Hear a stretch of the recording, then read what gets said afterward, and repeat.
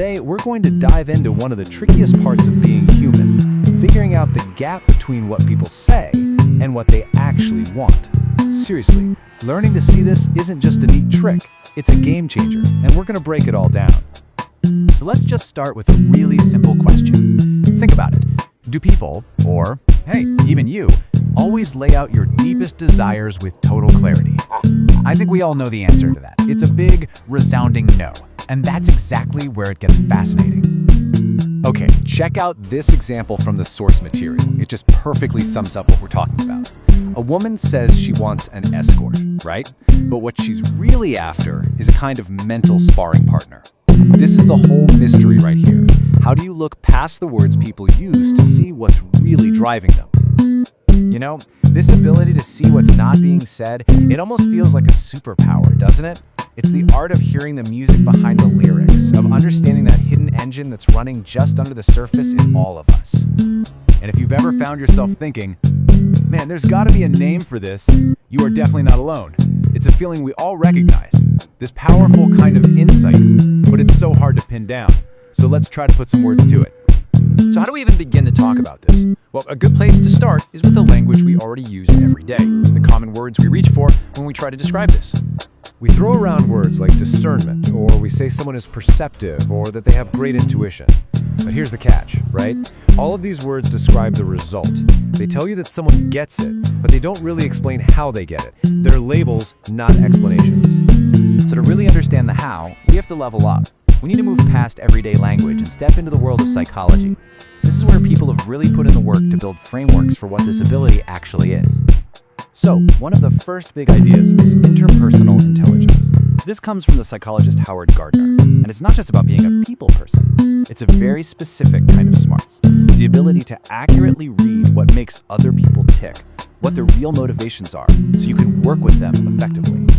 And then there's this one, which sounds a little more academic, theory of mind. But the idea is actually super simple and absolutely fundamental.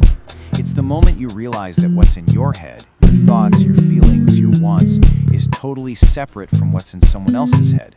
It's what allows you to even try to guess what someone else is thinking. And this leads us to a really, really important distinction.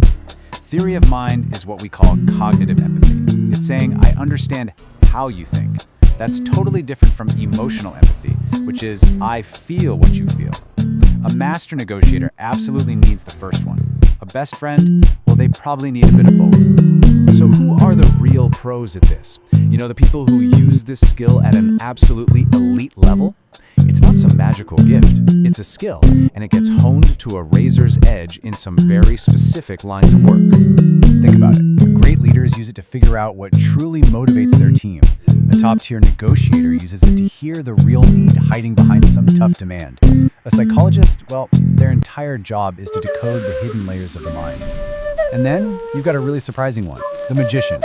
They come at this from a completely different and fascinating angle. This is so cool.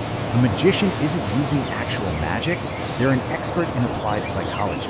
They are actively searching for the bugs in our mental software. You know, our blind spots, our assumptions, the little glitches in how we perceive the world. And they use those glitches to create illusions. They don't just know what you see, they know what your brain is programmed not to see. Okay, so we've talked about psychologists and magicians and big shot negotiators, but let's bring this all back down to earth. What does any of this mean for you in your life? Why does it matter? It matters because this whole thing, understanding what's really going on with other people, is a massive piece of what we call emotional intelligence, or EQ. It's the absolute bedrock of social awareness. And if you get better at this, literally every relationship in your life can get better, from the boardroom to the living room. But hold on, here's the final twist. We've spent all this time talking about decoding other people. But what happens when we turn that spotlight back on ourselves? Are we always so sure about where our own wants and desires actually come from? So, let's leave you with this really powerful thought from the philosopher René Girard. He argued that a lot of our deepest desires, well, they didn't start with us at all. We see someone else wanting something, and that makes us want it. He called it mimetic desire. It's like desire is contagious. Which leaves us with one heck of a question to chew on. Are the things you want truly yours, or are they just an echo of someone else's wanting?